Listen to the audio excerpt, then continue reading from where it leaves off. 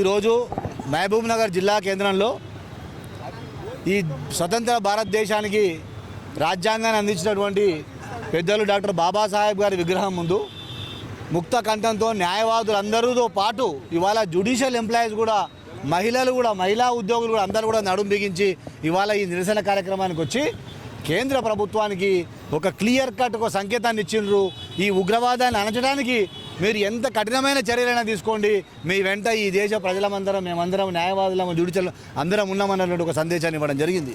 ఈ సందర్భంగా పాకిస్తాన్ అనేటటువంటి ఒక దుర్మార్గమైనటువంటి దేశానికి అనుకోండి, లేక ఈ టెర్రరిస్టు భావజాలం ఉన్నటువంటి వాళ్ళందరూ కూడా ఒక సందేశం ఒక మెసేజ్ చెప్పదలుచుకున్నా, అయ్యా భారతదేశానికి స్వతంత్ర పోరాటం దగ్గర నుంచి ఈ ఉగ్రవాదాన్ని అణచడానికి ఎంతోమంది అసూలు బాధ్యులు ప్రాణాలు అర్పించరు.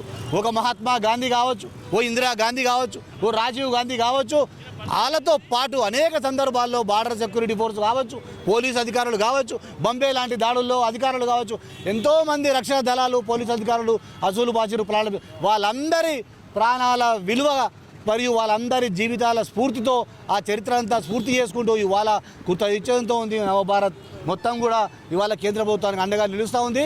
చాలా గట్టి చర్యలు తీసుకోవాలని చెప్పి కూడా మేము ఈ సందర్భంగా డిమాండ్ చేస్తూ ఉన్నాం. టూరిస్టులపై టెర్రరిస్టుల అటాక్ నిరసిస్తూ యావత్ భారతదేశం నిరసనగా తెలియజేయడం జరుగుతూ ఉంది. దీంట్లో భాగంగా మహబూబ్నగర్ బార్ అసోసియేషన్ ఆధ్వర్యంలో ఈరోజు విధులను బహిష్కరించి ఇది అంబేద్కర్ కూడలిలో ఏదైతే టెర్రరిస్టు దిష్టిబొమ్మను దగ్ధం చేసి ఏదైతే కేంద్ర ప్రభుత్వానికి మీ అంట మేము ఉండం, భారత సైన్యానికి మీ అంట మేము ఉన్నాం, ఏదైతే ఆక్రమిత కాశ్మీర్ని స్వాధించే వరకు పోరాడాలని చెప్పి మానసిక ధైర్యాన్ని ఇస్తూ యావత్ భారతదేశం కూడా ముక్తకంఠంతో పీఓకేని ఆక్యుపై చేయాలని డిమాండ్ చేస్తూ ఉన్నది.